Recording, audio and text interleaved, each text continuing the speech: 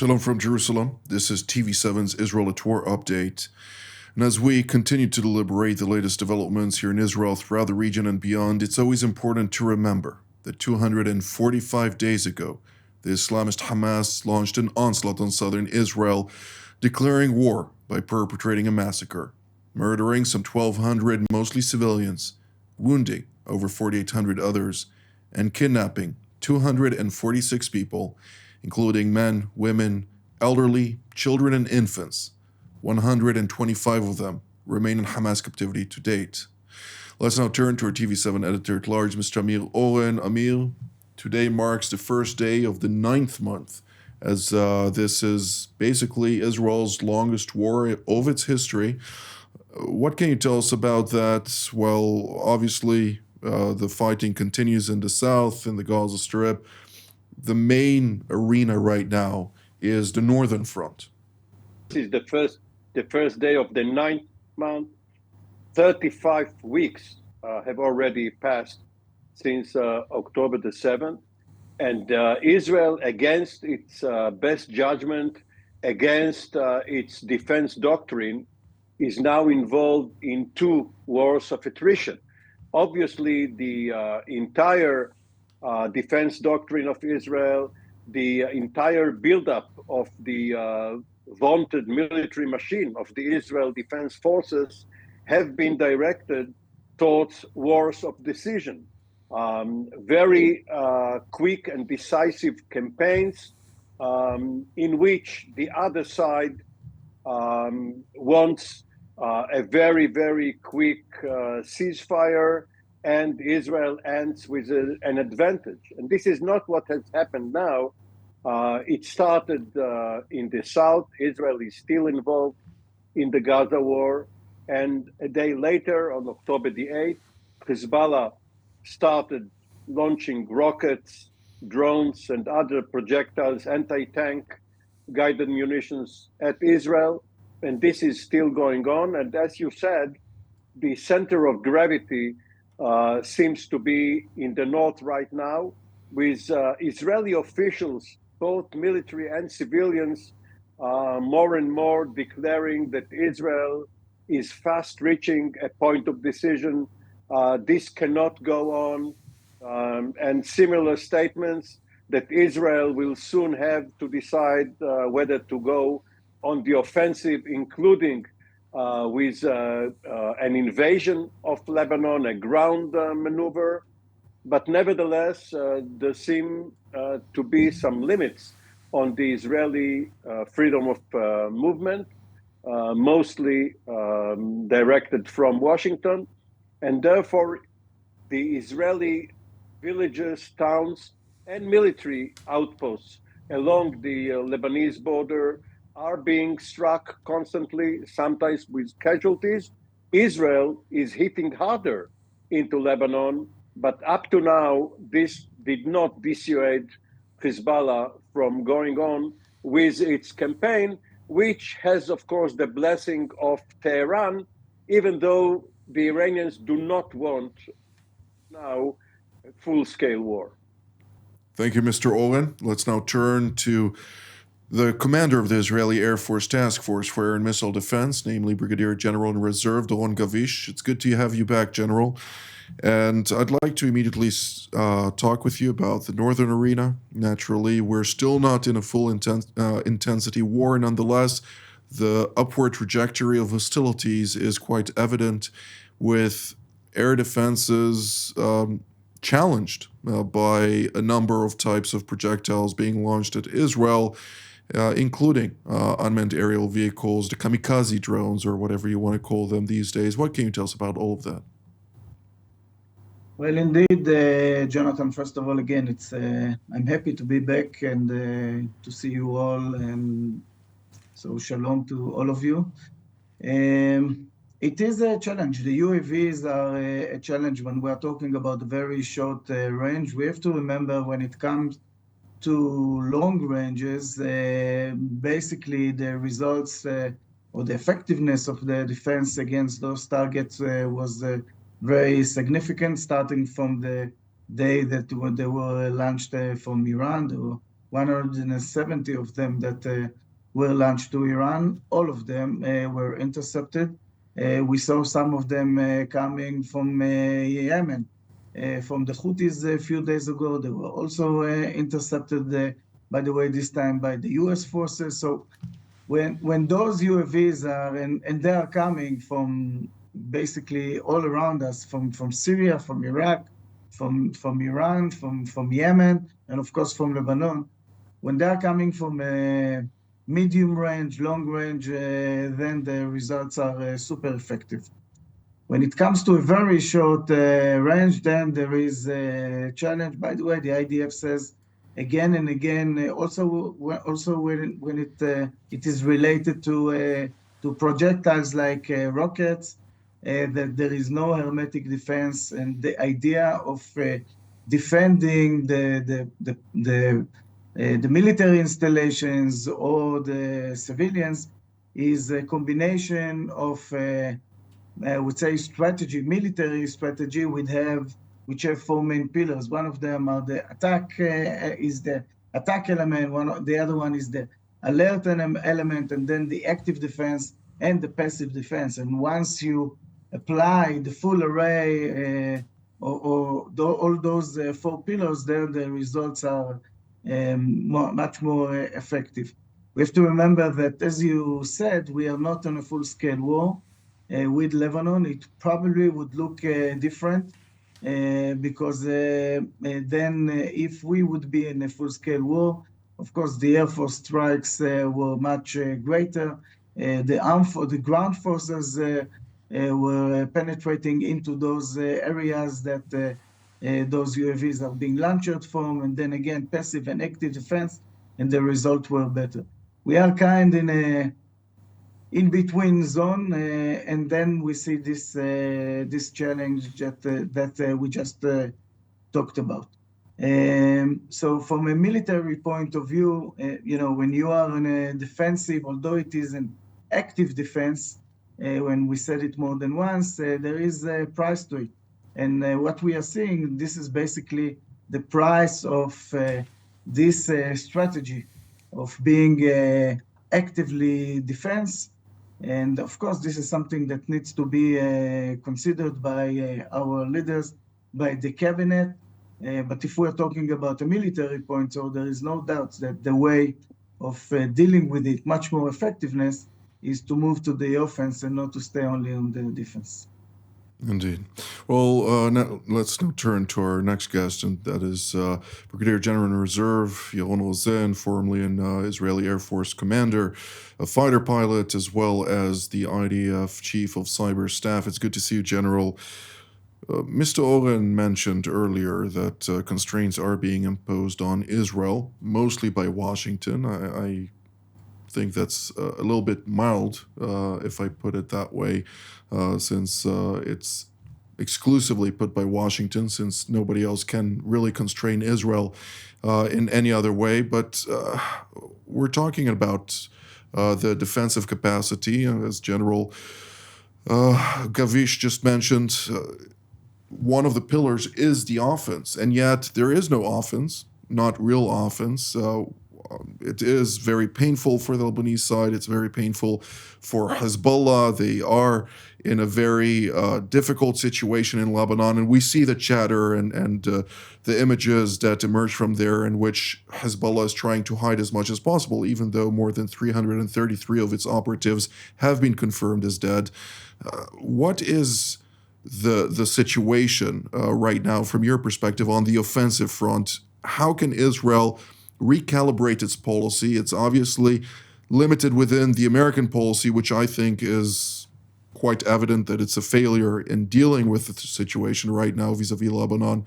But are we able to see that transition into a full-scale war, or potentially reach a certain and this naturally is wishful thinking, a certain arrangement with Hezbollah that would once again re-implement UN Security Council Resolution 1701? These are all good questions and huge challenges. This time I will say that I agree with Mr. Amir Oren, which doesn't happen so often. But still, I think Israel is de facto fighting two high-level, very intense attrition wars on two fronts, the Gaza and the North. The Gaza is actually not it turned into a attrition war right now after conquering most of Gaza, and now it's sort of a low-level attrition war. And in the North, it's a very high intensity attrition war. And Israel is dealing with a multi-front open war with Iran, as mentioned by the former speaker. So I think that the strategy that was declared in the opening, that we need to, focus on Gaza and then turn to the North, has to be recalibrated. I completely agree with that, because the situation has immensely changed. Now, what are the trends? In Gaza, we conquered the full Philadelphia line, which I think is a blessing, and thank God we did that. We should have done that much earlier. Better late than never. And in the North, we are still in this tit-for-tat policy. South of Lebanon does not look very good, okay, to say the least. The Shiite population in South Lebanon has taken a huge blow from what Hezbollah has dragged it into. But same but different in Israel. It's not the same destruction. The kibbutzes and the settlements on the north, really on the northern border, are really hurt. In infrastructure, bases are being attacked. This is not an equation, a tit-for-tat equation that a sovereign country can live with from a terror organization that has taken control of a country. This brings me into what I think should be done moving forward. Israel needs to recalibrate its strategy. We've been talking about this again and again. The biggest risk, of course, is going into full-scale war. But the bigger risk is to continuing this strategy and staying in the same situation, because it's very bad for Israel, both from a length of war perspective, which Israel is not built for. Our reserve forces cannot take more and more days. Israel cannot go on and on with its huge reserve force and needs of the economy going back into full-scale economy. So the biggest risk is, who are we fighting, and do we do this tit for tat forever, given that the negotiations or any efforts by the US or France have been mainly a failure? Okay, so Israel needs to take lead of the northern front, and I think the key for that is changing the strategy from fighting Hezbollah to fighting Lebanon. Not exactly like we did in 2006, because we're in a different time in the year, but a little bit different. We need to start reflecting towards the world that Israel, as a sovereign country, has a neighboring country that is hosting, unwillingly or willingly, it's not our problem, a huge terror military, which has been invading Israel de facto with its firepower. So the country of Lebanon needs to start paying the price. And if it's done in a right way, that does not slip us into a full-scale war, because the other side, that's the only way for us to show the other side that there is a price for attacking Israel. That is the only way for us to start getting out of this vicious tit-for-tat cycle. And that is the only way for us to recontain Hezbollah and show the price, because they also have a dilemma as the defender of Hezbollah, and maybe, as we did in 2006, show them that they are the destructors of Lebanon, which they do not want to be. That is their dual-hatted dilemma. Are we the slave of Iran or the protectors of Lebanon? And if we employ this different strategy, Lebanon is the address, and avoiding doing this smartly by declaring the price every time and escalating in a declared way of operation, this may be the coercive strategy which will de-escalate this with escalation, but a different type of it, until we succeed of taking the north out of this war, north of Israel, out of this war, and having a much more effective negotiation with Lebanon and Hezbollah. Absolutely. Well, there is an issue with calling it a terror army on the legal front. We won't go into that. It is a terrorist organization. And I think that we should take the words of the Lebanese. They see it as the extension of the Islamic Revolutionary Guards in Lebanon. It is merely that. So when we're looking at the complexities, however, that Israel has to contend with, and you spoke about the military's composition and the way it is contending with this, maybe, Mr. Oren, we should return back to the 50s and 60s, where Israel had a standing army of some 80,000 and had a whole concept of each citizen needs to reserve a month and a half in reserve and do it in some other creative manner. Of course, it is a little challenging to implement something like this when large sectors of society do not serve, but if they would, something like this could become a reality. Well, personally speaking, I've been here during the 50s and 60s, but I'm afraid you can't go back to the future so many decades back. Now, let me continue where Yaron Rosen stopped. Even a fighter plane or a helicopter must land to refuel sometimes. And even our most beloved gadget, the cell phone, the iPhone, has to be recharged once in a while, which is why I would like to distinguish between the content and the wrapping or the packaging regarding the ceasefire. Because the ceasefire in the south, which the IDF will use to a very, very good direction, much more than Hamas would. This would enable us to have a ceasefire in the north, and if we decide so, to restart the campaign in the north without being bogged down in Gaza. Right now, there are 3 divisional headquarters, much needed in the north. It is in our interest. The problem is but that Mr. Oren, as far as I know, Sorry? Hamas has already said no. So I know that this would have provided some options. Hamas did not say no. Hamas said no to anything short of stopping the war altogether. This is the packaging and the wrapping I'm talking about. As long as Netanyahu insists on calling it a pause, which would later be broken in order to restart the war, Hamas says no. But it is in our interest, at least to my mind, to stop the war. And then surely Hamas will violate the agreement, and Israel would be fully justified in starting a new campaign. It will not be the old war, it will be a new one. And at the same time decide whether its most crucial front may be in the north. Right now, Israel has no initiative, has no room for decision on its own. It's in Yahya Sinwar's hands. If he says yes, fine. If he says no, Israel should go on even if it's against its best interest.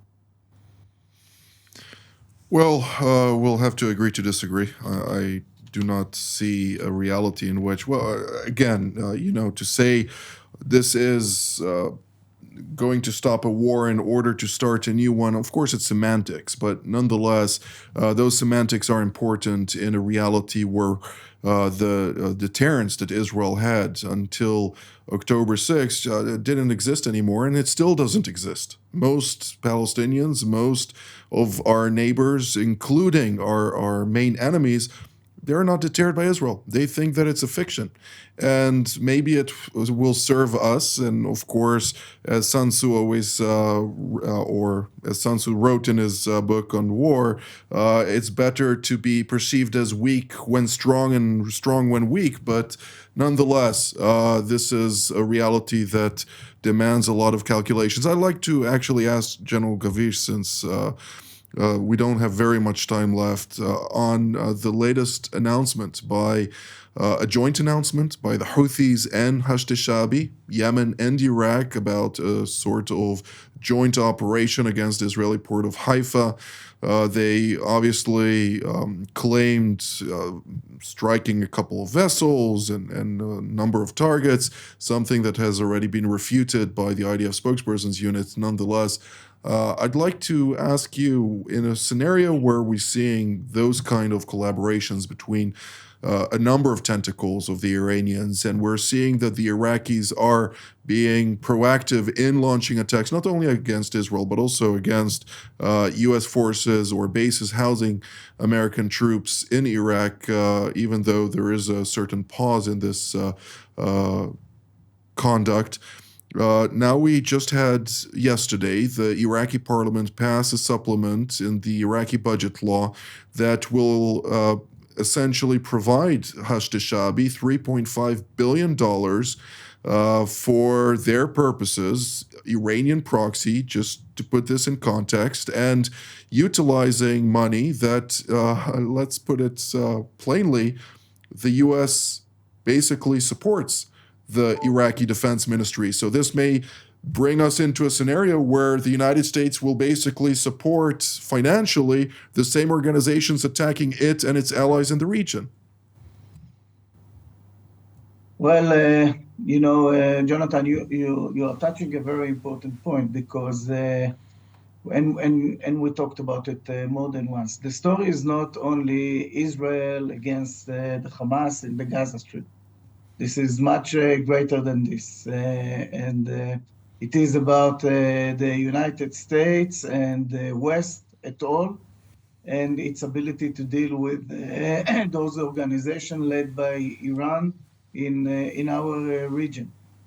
Of course, that if you give them money in order to keep them down for any reason, we saw it happen. This is exactly what we've seen with the Hamas. We thought that if we would give money to the Hamas, so they would go to more country state of mind, and would do what is needed to do in order to defend their citizens. And we understand that this is not the situation. I think that we all, worldwide, mainly the West, we have to understand that those Houthis, Hashd-e-Shaabi, Iranians, they have one goal. And we would have to deal with it. There is no other way. It is frustrating. The West doesn't like wars, but they are not deterred. We talked also about that. And not only Israel is the one that is not deterring them; they are not being deterred from the West. So I think on this point, this is something that we all together, all the coalition, have to go back to our strategies and ask ourselves, how are we going to deal with it? There are a lot of means. Some of them are economical, but not only those. And until this point would be taken care of by, basically, it must be led by the United States. I think that we would continue, at least from Israel, but not only from Israel, we would continue see those phenomena that at the end of the day, you see they feel stronger. They feel stronger, and they feel that they can do it. They feel that no one is really stopping them, and it could be only worse. And we didn't say a word about Russia and their interest in this area.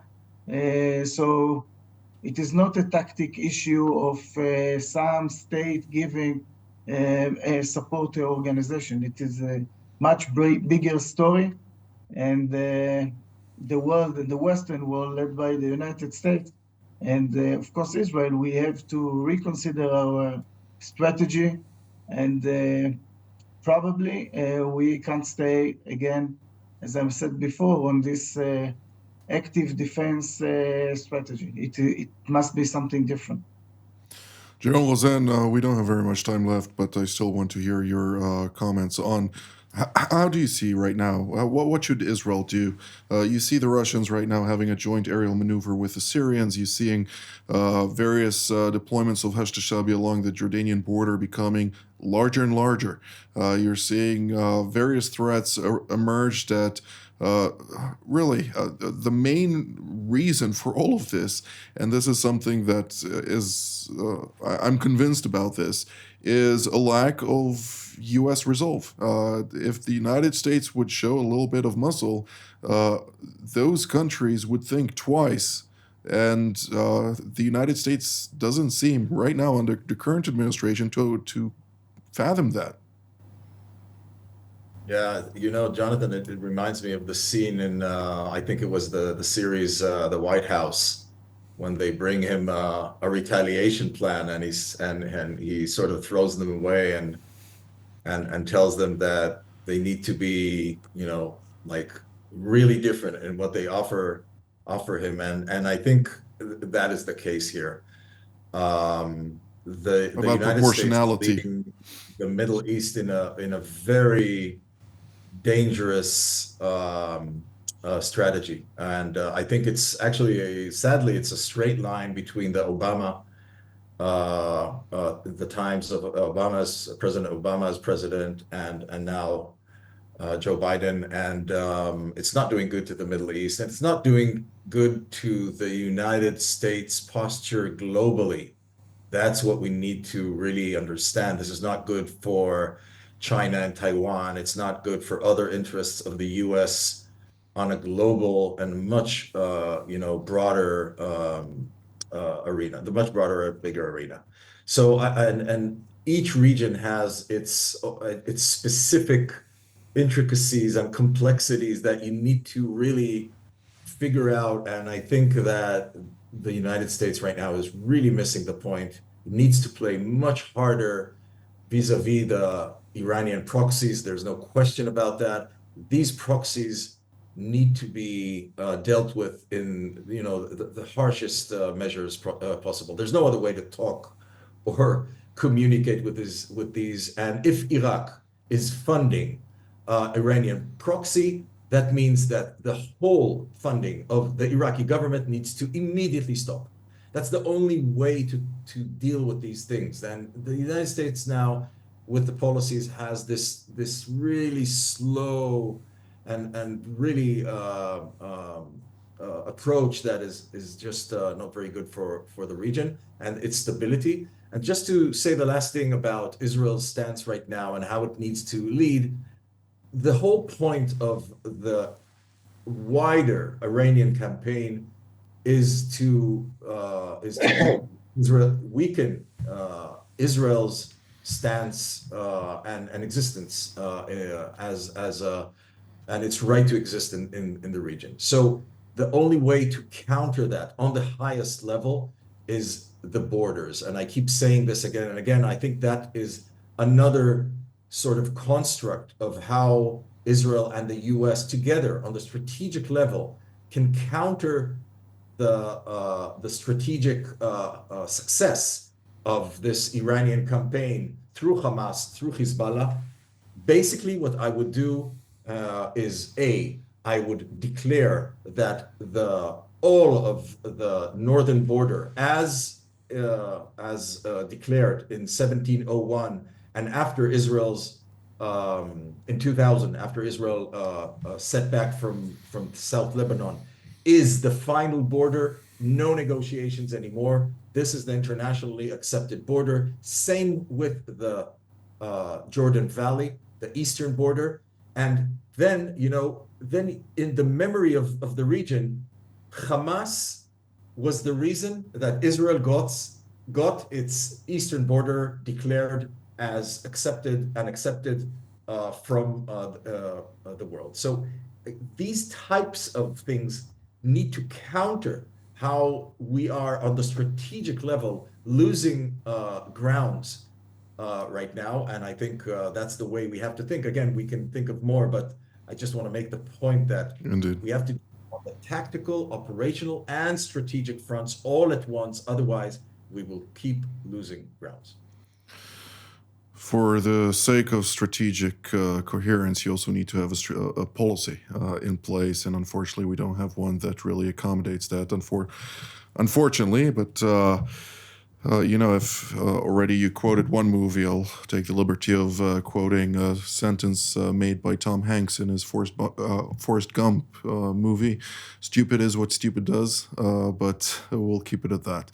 I'd like to thank you, General Zen, General Gavish, and Mr. Oren for your insights, and I'd like to thank all of you at home as well. Until our next edition from here in Jerusalem. Shalom.